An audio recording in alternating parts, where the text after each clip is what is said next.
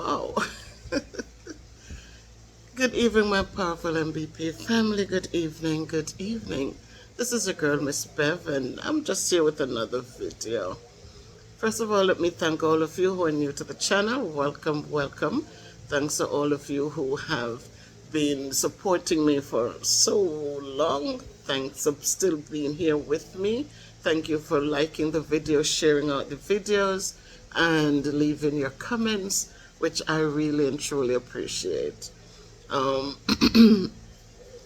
As I said, sometimes we do videos and they're interesting. Tonight I wasn't going to do a video. I kept wondering all day, what should I talk about? You know, but one of the things that just kept bothering my mind is the people who are coming home and the words from that president that told his people to come home, to come home. And so I kept thinking, you know, what if all these presidents, prime ministers, whoever they are, make their countries great, like the United States president wants his country to be great without us? What if our prime ministers invested in our people, pay better salaries, use the monies that come into the country in a profitable way, so that, you know, we don't have to migrate, we don't have to run away from our countries to go, you know, go hide and walk and look over our backs? What if they're truly invested in our country? But moreover, what if our people were more humble and wanted to, and wasn't so caught up into the materialistic things? Would we have to be demeaned and, you know, just treated like common criminals and just be yelled at and put down? And or could we just be in our own countries living, because everybody could eat bread? And so tonight I wanted to talk to us about building a future here at home. Building a future. We have so many bright people who run away to other countries, to America. Athletes who left Jamaica because, oh, they'll get a scholarship to go away and they'll get a college education for free. Talents that Jamaica could build on.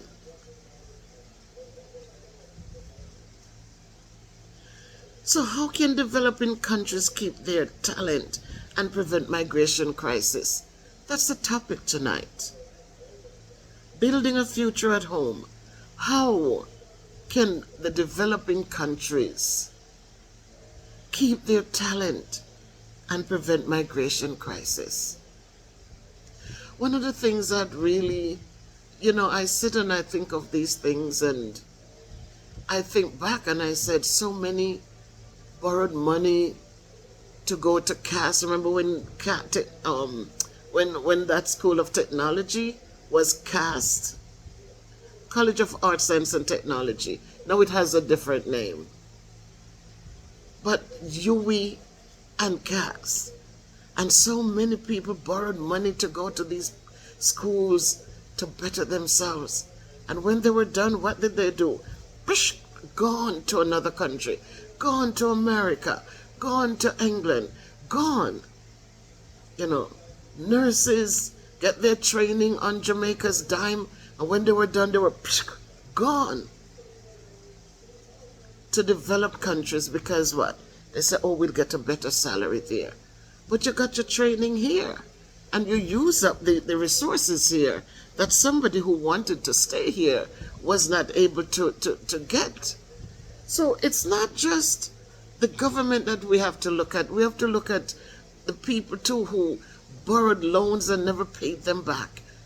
People who got benefits and never returned never give back anything. And as soon as they got the training, oh, we want better, we want to make big dollars. And so, right now my hat's off to those doctors and nurses who stayed, and I left, but I didn't have an education to even build on when I left at age 23. I didn't have, a foundation to build on. I had my primary education, and that was powerful because we really, in those days, we really got the good meat and gravy at those grade levels. But what about those who got good training here and then they picked it up and ran away with it? Our people are so smart, they are so creative. And if we should bring that wealth back home and everybody pull together and make it work, I know eventually, I don't know if we can win. I'm just saying, because as soon as the developed countries see that there's progress and the people are thriving, then they find a way to step in and just crush it down. It's like they cannot empower us because they feel like, we might be a challenge for them. I don't know. But it just behooves me that as I sit here and I'm looking back and I'm thinking and I'm saying, we're so good. They want us. When you go to even America, the people who come over there and do construction work, they want us because we work well. We don't work and take 2 days off and work 2 days and get the money and then we disappear. When we go into work, we work hard. The school system, I went in there as a teacher and it was like, everybody wanted, if you ask around where I even the director of the math pro of math, it is just amazing. And I always look, I said, this little barefoot girl from, this like a barefoot girl, but you go in and you have a different way of doing things. You go in, a lot of us, we go in there with common sense. We don't just go in and pick up a book and then start teaching from it, knowing that the kids can't do. We go in and we look and we do analytics. We do our analytics and we look at the data and then we start teaching. Because we know all the kids will not be on the same grade level, and so you cannot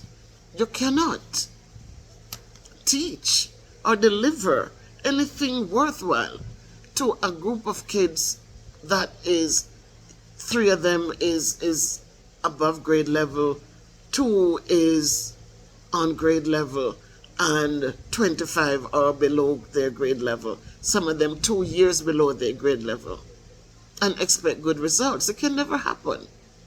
You have to build some foundation. You have to build some foundation. And then, once they build a foundation and they understand, then you can now start adding a little bit more, until you're able now to do whole group instruction. So when we go in, they want us because we know. Nurses go in there, they're so compassionate, things that other people, oh my God. We go in, we tackle it, and we are compassionate to the patients. They want us to come back.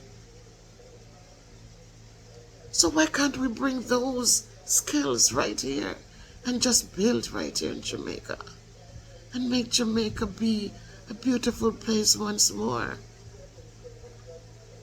A lot of people who left, they throw stones behind them, they cuss out Jamaica. Yeah, there's a lot going on in Jamaica. It's not just the government, but it's the people as well. It's the people as well. Because we're not living in our means. We're not being humble and kind and supportive anymore. We're all into self. We're all into huge houses and status. That's what defines us. The bigger the house is, the more powerful you think you are. We don't stop again and look and just enough. The bigger the house is, the more electricity we're going to be pulling. It's the more oil we're going to need, because the gasoline and all these cars and all these high-end cars that need it, we are our worst enemies. And that is why we have to go through the embarrassment and all the things that go on. You know, what country feels good right now? What country feels good? To hear President, get up and just rounding up the people like they're animals. And you have them cheering up and oh, you're not legally here, then get out. But the same people, look at what's going to happen. Remember what they did in the UK? Remember Windrush? And they don't stop and learn from anything. They just keep going at these things, and they go at it with this hate and this anger. And they don't stop to look at all the babysitters, all the people who are hiring illegals to babysit their children, and now they're probably going to have a problem to find somebody to watch the kids so they could go to work. They're not looking at all of the dairy that hits the shelves and all the apples that were picked by these immigrants, and all the hard work that immigrants put down, and how it's right now they're running up and down. There's no stability. Everybody running and hiding because they know they're targeted to be deported. But sometimes we don't think. A lot of us, we just run the mouth because we're able to run the mouth, and we don't use common sense. We don't look at, if I do this, then what? What if I do this? Then how will it be over here? Some of us just feel empowered to just run the mouth because we don't need to think. We don't care about how it affects others. We don't care. We just want to do the evil thing. It's like in relationships, and you just have a suspicion. And you don't know, and you don't think about how it will affect, how it will change situation. We just feel empowered, and we open our mouths, and at the end of the day, who loses?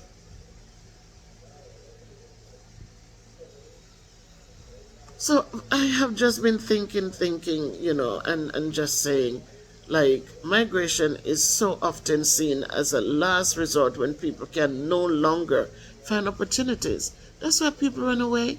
Nobody runs from good. They don't run from good.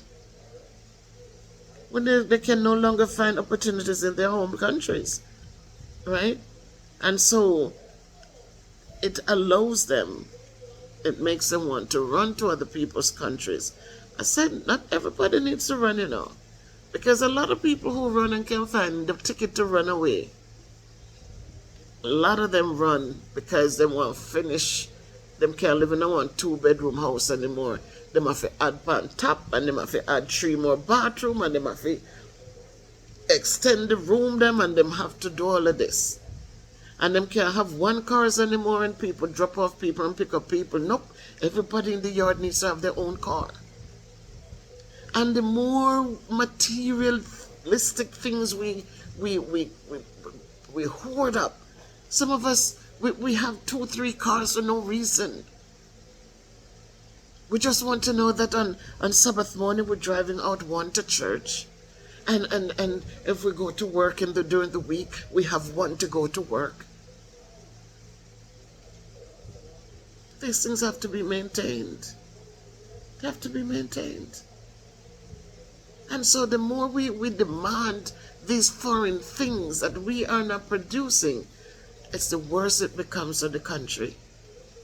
The worse it becomes, because we start overreaching. You have some Caribbean countries, if you look at the list, of the countries for the deportations and how many people, some Caribbean islands have 1 or just a little handful, 100, 200. Why we have over 5,000? A lot of them, I'm looking at some of them and I'm like, what? Yeah, their people are comfortable in their space. So they don't need to go anywhere and to go run off anywhere.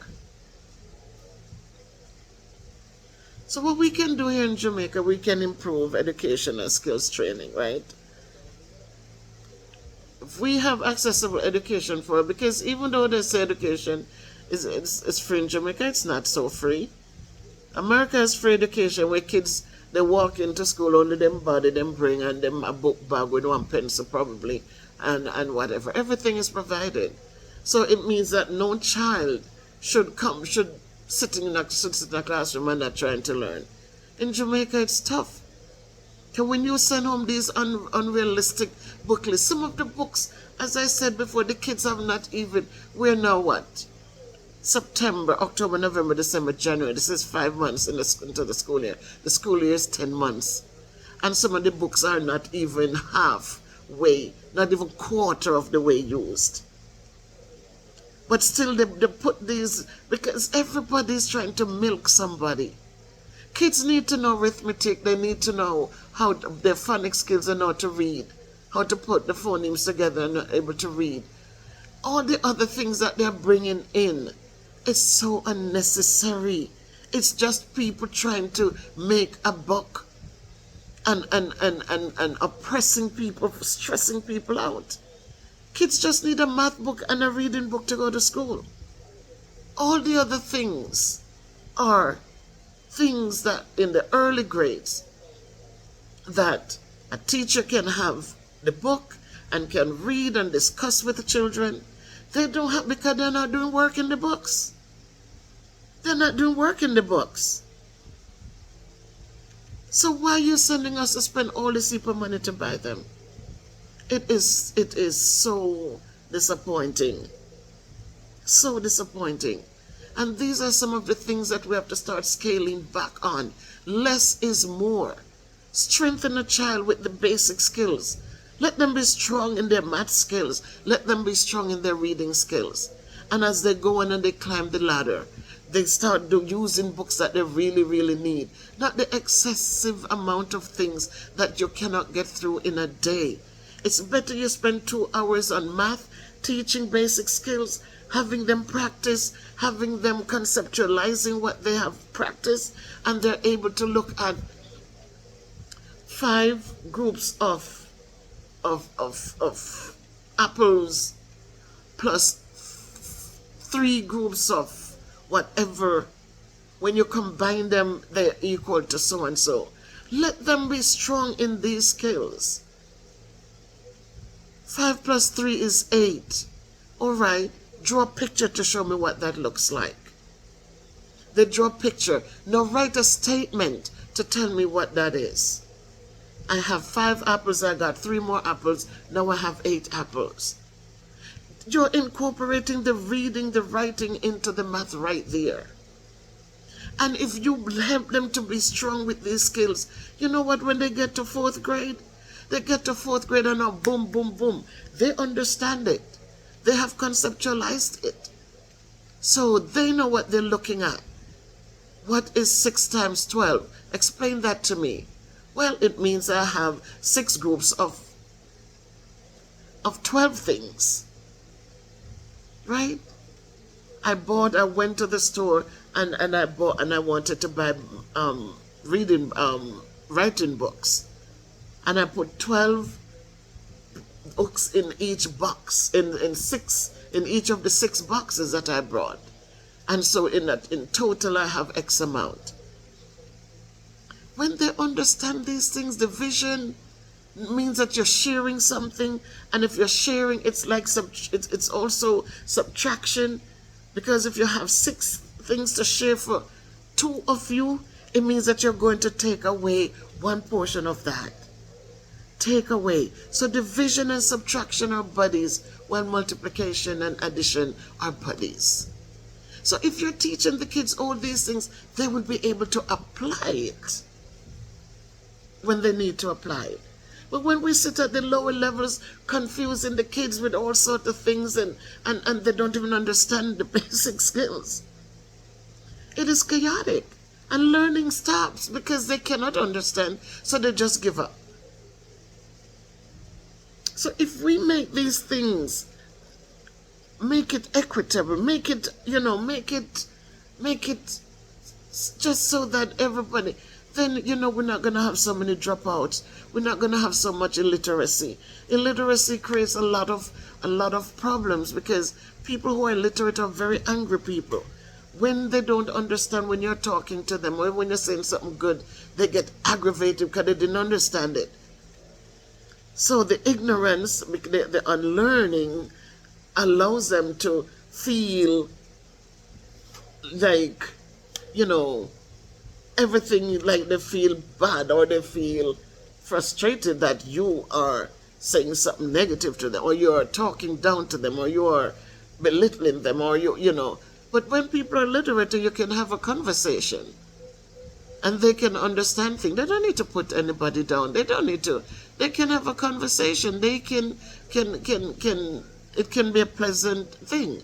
You have some people, because they think they're learned, they feel powerful over people. And so relationships can't last, because nobody wants that.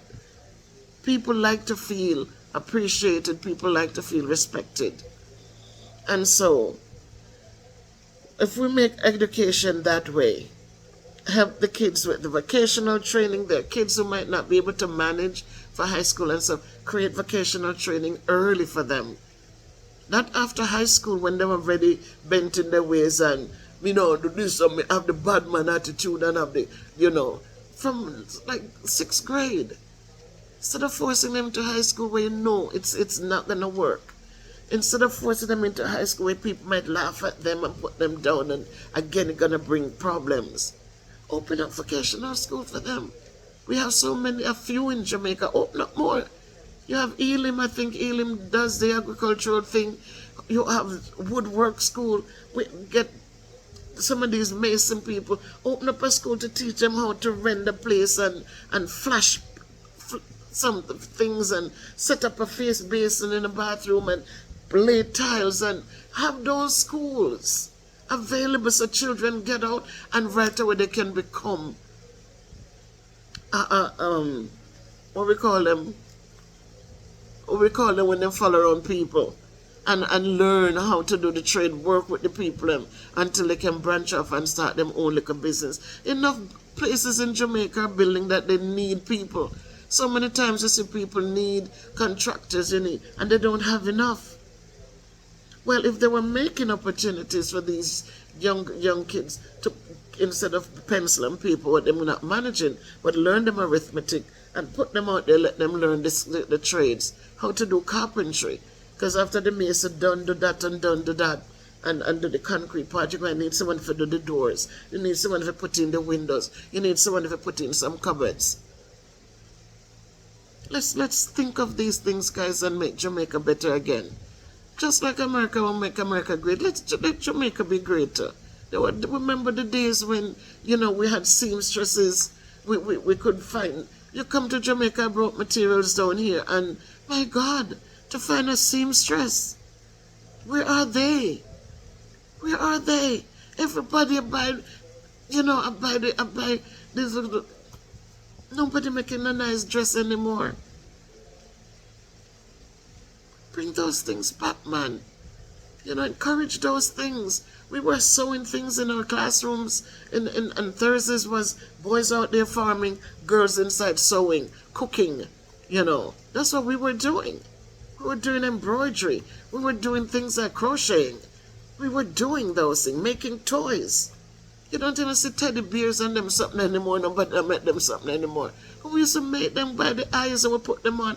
We make the cat with the tail, and we sew and turn them out and push the stuff and leave the little ears, the little opening on the ears, and we stuff the stuff in there, and then we fold it down and stitch it up. We used to do those things. We used to be in the home economics making cookies. Why can't those things happen anymore? Where kids might want to open their little bakery, make their cookies and sell it. Instead of we're buying everything from America, we're buying everything. Open trade, free, And then what we have in our own country just goes to waste because nobody to buy it. Everybody wants what is coming from America or China. And then America doesn't want the people there. And so, hey, Isn't it time we start making our own lemonade, go back to our lemonade days? If we improve the education, we could really do so well. Partnerships with international institutions. So, I mean, you can encourage some collaborations with foreign universities or tech companies to establish education hubs in developing nations. You, together, the little developing people, do what you have to do. That's going to help young people stay home while gaining global qualifications. Political stability. The government, again, we cannot expect them to do everything, but they can tackle the corruption that goes on in the countries. When you go to get your license, you have to pay money. Pay. If you're good if you go get your license, and if you not push out money, you not get your license.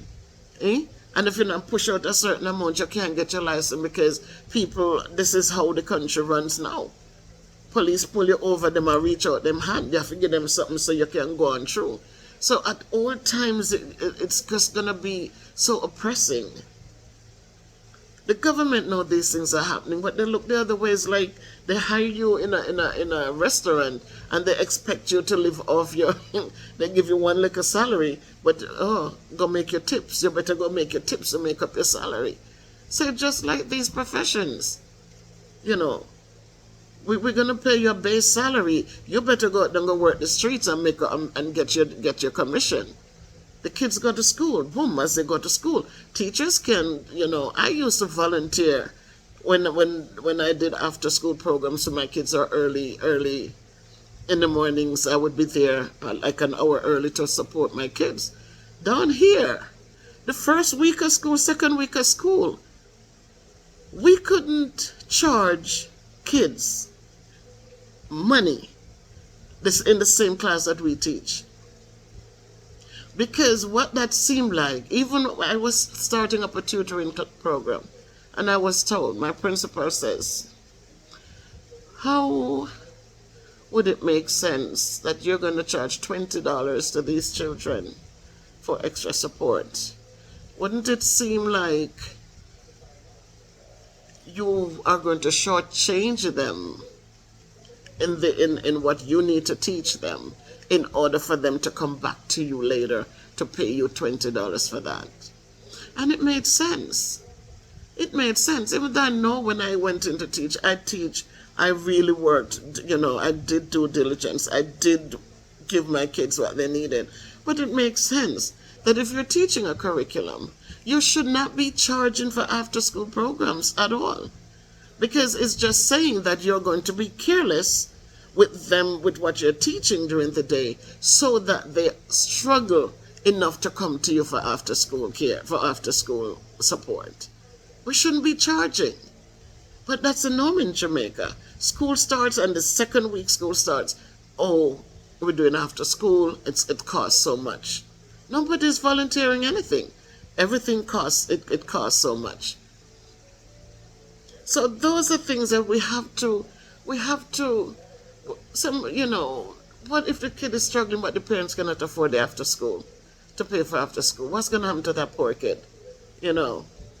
So those are things that the people who are in charge have to come up with the right things, the right ways to make sure these things are done in an equitable manner so that everybody can be successful. Teachers get a salary. And a lot of parents cannot afford it. They cannot afford it.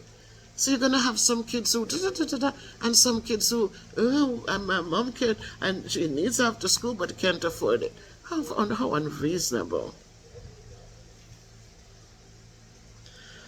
So they have to tackle the corruption, and a lot of our developing nations, that's what it is. There's no accountability.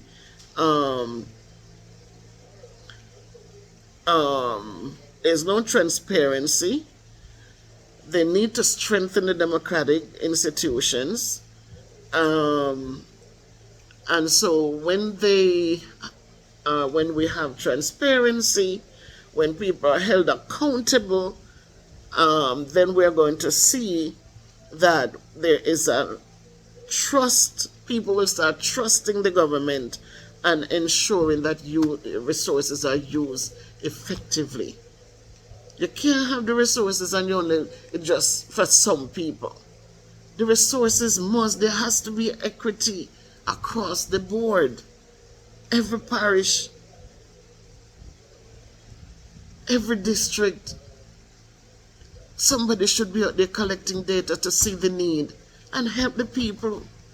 Sometimes when you fix one thing in one area, it covers so many other districts.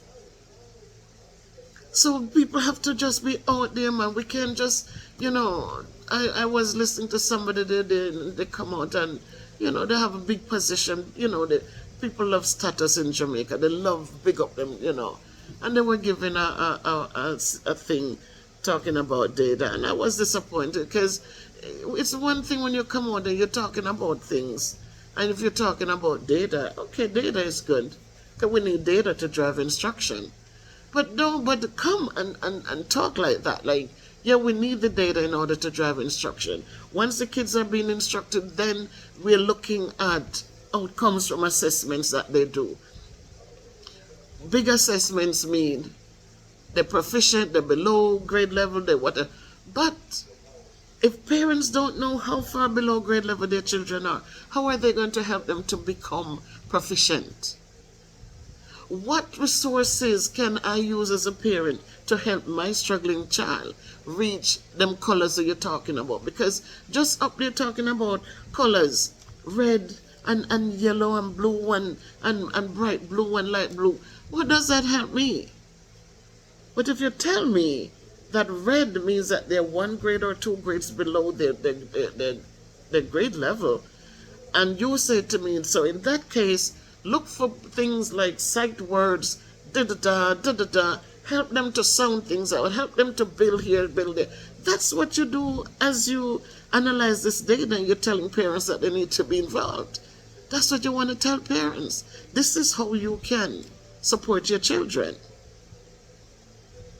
But I guess it's just me. Policies that are created, again, the government should implement policies that encourage investment, protect the workers' rights, and provide safety nets for the most vulnerable population. A lot of times we give so much power to people coming in, and when they come in, this is it, there's no equity again. In everything done, we have to have equity. You can't have people come in and they make $1 million for the year and 100,000 is what pay the workers for that whole year. And I don't know if they're taxed on these things. I don't know how much they have to pay back into the treasury, so that we can, the country, the roads they're using, the water, that those things are replaced. But we can have them come in and they come in and just fatten them pockets and go on to them place with their money and nothing is left. England come to do sugarcane. When sugarcane come in, then take the money, it goes back to Britain. It doesn't stay in Jamaica. It doesn't build roads. Hamden, I remember Hamden. Nothing was done in that dark little place over there. The little rundown huts that they built up for the people to live in, you could stay outside, look at them inside the place. And so and then they make the big monies from the harvest, and it goes to their country. It doesn't stay in Jamaica to help to build infrastructure, to help to do anything, So they have to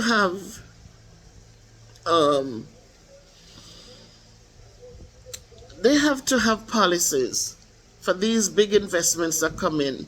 Yeah, you want the investments, but you also want, as I said, equity where people, the workers are getting something beneficial.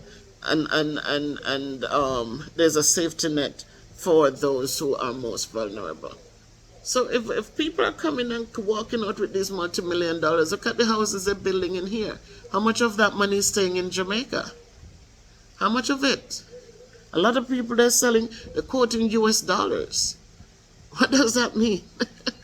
They're quoting US dollars.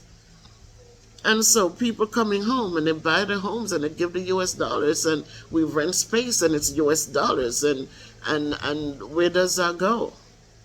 Is it here to help with what's going on in the country, help with education? Do they give anything back to the schools in the areas that they're building and building and building? Do they stop and give something back to the school? Give them a can of paint or something while they're building and painting and tearing down and charging all these ominous amounts of money? Do they seek out the schools in the areas and say, what can we do for the schools? So then we need to create programs that social engagement, which can help counter the feeling of isolation or despair, and that drives someone to migrate. A lot of times people just give up. They're just done. Them give up, and them just save up a little money or sell off their little cow or something what they did have or whatever and borrow some money and them out of here and then get the one entry and them say, me done, me not go back down there. And one problem is that some of them talk badly about Jamaica when they leave, and now them have to go come right back into it. So as we look at the whole thing and the thing that was bothering me, where I have to go in and just try to and as I said, guys, I do a lot of writing. When the thoughts come, I jot things down. I jot a lot of things down, a lot of things. I jot a lot of things down. So right through and through, I do jot things down as they come to me, and then I try to, to make it make sense.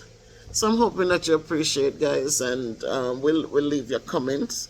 So we know that migration, again, people run away from their countries because of the lack of opportunity. A lot of times it's because of that. Sometimes you have criminals who might run away because people are after them, or they're not even criminals, but something happened and they want to get away. But for 95% of the time, it's because of lack of opportunity that people leave, and the responsibility then falls on government, business, and citizens to create an environment where people can thrive at home. So if we come to all together, and the governments start just, the embarrassment from these developed countries, when they talk to these developing country people, it's so bad, and the threats and the bad mouth, and the tariffs and the threats. But if we're self-sufficient, if we're growing our own corn, and if we can find how we can grow our own wheat, and we don't have to depend so much on these big countries, then you know what, we'd be doing so much better. So as you watch, my people, not only like the video and leave your comment, but advocate to, reach out and I don't know, just speak up too, and so we can save policies. We can get some policies that can prioritize the development of our home countries for them to support education initiatives and build local businesses that can keep people from seeking refuge abroad. I remember even in our school, because you have some people who are just selfish, it's just about themselves. We had a meeting one day, because I am a person who, for me, I'd rather have the pencils. I had a container on my desk. I would open a box of pencils, 144, because I teach math. So I don't want them to bring pens in the classroom. I want them to have pencils. So for me, I prefer to put the pencils out there and the kids come in and can get some work done than me stand up there fight with them. Don't come in here, unless you have a pencil, da-da-da-da-da-da. How much time am I going to waste? How much work we could have gotten done if they were able to just come in, take a pencil, go sit down, get your books out, get ready for the day, and let's go. So the dean said in the meeting the day what they were talking about, it's a new school year and da-da-da-da-da-da, and we, like I said, they call me Bev. Never liked it. But Bev, when she calls you, you run, because she always makes sure, she never calls you for foolish things. You walk to her class, the kids are sitting down, they're learning, da-da-da. So when she calls, we have to go to her room, because we know it's something that, need to be attended to right away. Some people, they just call, all day they're calling. What have you done to help? They don't do anything but they're calling. So he was saying to the team, which I felt humbled. He said, can you share with your colleagues some of the things you do in your class while you're able, no matter what time we come to your classroom, your class is settled, they're learning. So I felt funny. I didn't want to say anything because I didn't want to, So this girl, and she was Jamaican too, and she says, well, she doesn't want to speak. Well, let me tell you, Mrs. Summer Black, she buys pencils for them. She gives them incentives. She gives them all sort of things she does for them in there. But for me, when they come to my classroom and they don't have a pencil, they come asking for a pencil, the first thing I'm asking them is if I look like Walmart. And I just was like, oh my God, don't say that you're an educator. And this was a person, so she was going for a doctorate degree in education. And when she said that, I said, look at that. We're educators. We're supposed to encourage children to want to come to the classroom, want to come in and learn. And yet you sit here talking about, you ask them. She said, oh no, they're coming in all these name brand sneakers and name brand and name brand. Why are they coming to me for a pencil? So I said, but sometimes those name brand sneakers, the parents didn't even buy it. Sometimes they get them as gifts from the police activity club, activity league or PAL. They get it from different, donations that were made. So it's not every child wearing a pair of nice sneakers mean that the parent bought it for them. These parents are struggling parents, So I'm just saying, if we all put hands and hearts together and we decide to build, just give a little bit back to the school that in the area that you're at. I don't know. Talk to the people them around you, if you know the counselors or what they call them in Jamaica, no mayors. Send a letter to the gleaner. Let's do something. I'm doing my little part here for whoever will listen, and just to encourage and to hope that we can start giving back and building. Doesn't have to cost us anything. It's just to encourage and let them change some things so people can live simpler and things won't not so expensive that they have to run away and become humbled, embarrassed, and treated like animals, hunting them down like wild animals to drive them back into the country. So we'll see the effect. We'll see if everything goes well. I'm not saying that people should run away and stay because that's illegal. That is not supposed to happen. But I'm still saying if you went and you run away, then you give yourself 5 years. In that 5 years, if you got a job, lay off the lace wigs, lay off the name brand bag and this and that and a cloth, and put away your money. So when you can give yourself that 5 years, come back home better than you left. That's all I'm saying. Too many went away, you didn't do much with anything that you got, the opportunities you got. So guys, if you can be good, be careful, walk good, do good, live good. I'm just like tonight, I just wanted to go live, but then I said let me do a video and just talk about how as a little Jamaica we could make it better so people will want to stay instead of running away for better, because nobody runs from good. Nobody runs from good. So if we make it good, then more people will stay. Take care.